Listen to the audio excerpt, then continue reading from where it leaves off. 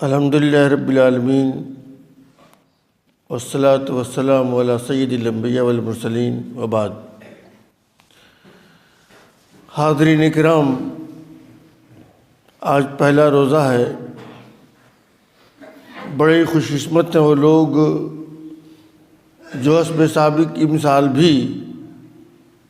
روزے کے اس مہینے میں داخل ہوئے اور سحری کے بعد مسجد میں حاضر ہوئے ہیں۔ دعا کرنا چاہیے کہ اللہ تعالیٰ ہم سب کو روزوں کو ان کے آداب و شروط کے ساتھ رکھنے کی توفیق بخشے اور ہمارے روزوں کو شرف قبولیت سے نوازے۔ روزہ بہت ہی عظیم عبادت ہے جس کی عظمت کا تقاضا یہ ہے کہ اس کو ان تمام غلطوں سے اور خرابیوں سے اور بیماریوں سے دور رکھا جائے جو روزے کو متاثر کرنے والی چیزیں ہیں، کیونکہ روزہ ایک پاکیزہ عمل ہے، ایک روحانی عمل ہے، اور روزے کی روحانیت اور پاکیزگی یہ چاہتی ہے کہ کسی قسم کا کوئی ایسا کام انجام نہ دیا جائے جس سے کہ روزہ متاثر ہوتا ہے۔ روزے کو متاثر کرنے والی جو مختلف چیزیں ہیں اس میں ایک اہم ترین چیز جھوٹ ہے۔ جھوٹ کتنی اہم چیز ہے روزے کے نقصان پہنچانے کے لحاظ سے۔ آپ نے فرمایا کہ من لم یدع قول الزور والعمل به فلیس الا حاجہ یدع طعامہ ولا شرابہ، کہ جو روزہ تو رکھے مگر جھوٹ بولنا نہ چھوڑے، جھوٹ پر عمل کرنا نہ چھوڑے، تو ایسے شخص کے لیے اس کی کوئی ضرورت نہیں کہ وہ روزہ رکھے اور بھوک اور پیاس کی شدت کو برداشت کرے۔ گویا کہ بحالت روزہ جھوٹ بولنا، روزے کو ضائع کرنا، برباد کرنا اور روزے کو نقصان پہنچانے کے مترادف ہے۔ اس لیے ہم سب اس بات کو اچھی طرح جانتے ہیں کہ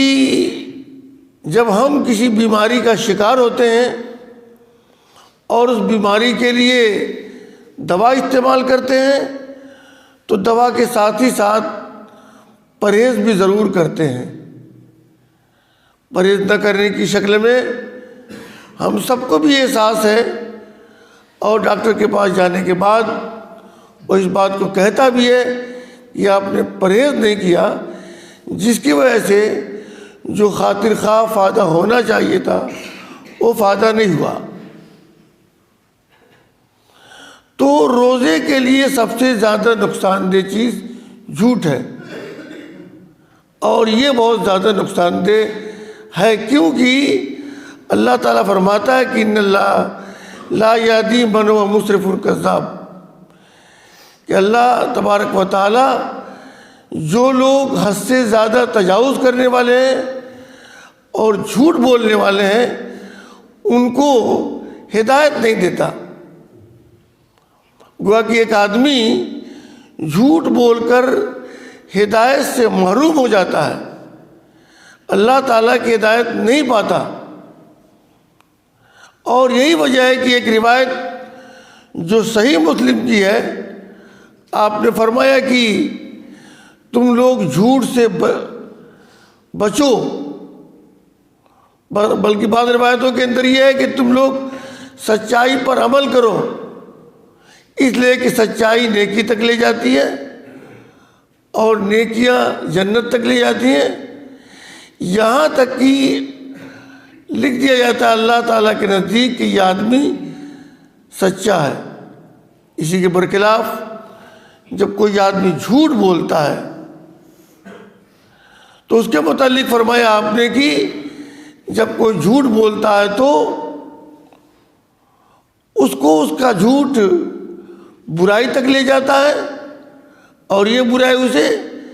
جہنم تک لے جاتی ہے، یہاں تک کہ ان لوگوں کے درمیان اللہ تعالیٰ کے درمیان جھوٹا لکھ دیا جاتا ہے۔ آپ بھی، ہم بھی، سب لوگ اس بات کو اچھی طرح جانتے ہیں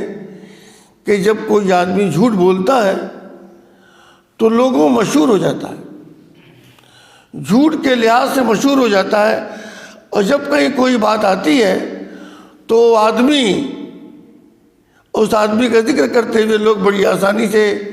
یہ بات کہتے ہیں کہ یہ تو جھوٹا ہے، اس کا کیا اعتبار ہے؟ گویا کہ لوگوں کے درمیان، سماج میں، معاشرے میں وہ اپنے جھوٹ کی وجہ سے بدنام ہو کر ذلیل ہو جاتا ہے۔ اس لیے یہ جھوٹ، جس کو ہم لوگ بائیں ہاتھ کا کھیل سمجھتے ہیں اور اس کی کوئی اہمیت نہیں سمجھتے، اس جھوٹ سے عام دنوں کے اندر بھی پرہیز کرنا چاہیے، اور خصوصی طور پر رمضان کے اس مقدس مہینے میں، تاکہ روزوں کے نتائج اور ثمرات ہمیں حاصل ہوں، اور ہم جو اور جس مقصد کے تحت روزوں کو رکھتے ہیں، اللہ تبارک تعالیٰ ہم کو اس مقصد میں کامیاب بنائے۔ نیز ہمیشہ اس بات کو دھیان میں رکھنا چاہیے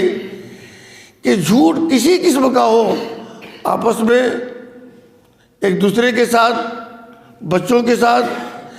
یا جس بھی طریقے سے اور جس بھی ناحیے سے جھوٹ بولا جائے، وہ جھوٹ ہے، اور بحالت روزہ کبھی ترین عمل ہے۔ دعا ہے کہ اللہ تعالیٰ ہم سب کو جھوٹ سے محفوظ رکھے۔ وما علینا الا البلاغ۔ والسلام علیکم ورحمۃ اللہ وبرکاتہ۔